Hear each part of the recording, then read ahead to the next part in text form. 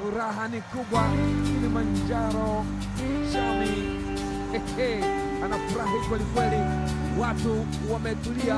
Peter Sharulile medali yake ya ushindi ya kwanza akiwa na Yanga, binadamu ambaye ameshinda mataji kadhaa akiwa na Mamelodi Sundowns, PSL, MTN8, lakini pasi kusahau ligi ya waandishi, wale Mafarisayo waliazimia wamshitaki Bwana, wakamleta binti yule aliyezini mbele zake Yesu ili ahukumiwe.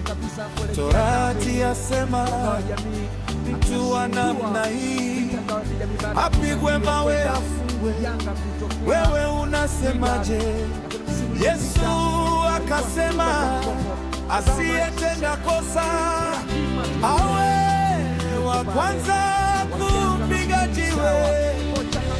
Wote wakarudi nyuma, wote wakakimbia. Ndipo Yesu akauliza, washtakiwa kote wameenda? Akasema wamekimbia. Ndipo Yesu akamwambia, nenda, umesamehewa hata wewe. Hata iwe jioni na usiku, kesho kutakucha tena, maumivu yatapita yote,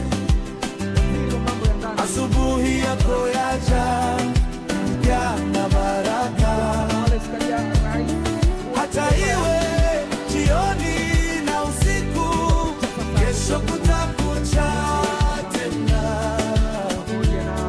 maumivu yatapita yote, asubuhi yako yaja yana baraka.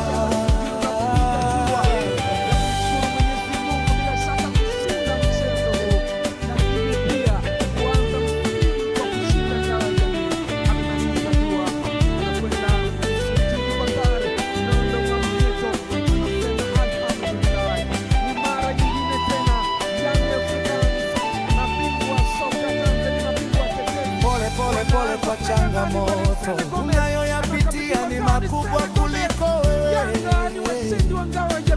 Mungu amekupa nafasi ujitetee, kwa maana amekuamini na wewe umwamini yeye.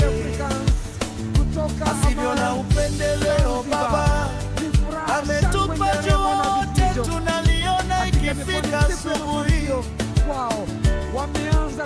Kamleta daktari akutibu maradhi yanayokusibu mwilini. Ni Yesu huyo, daktari wa kweli.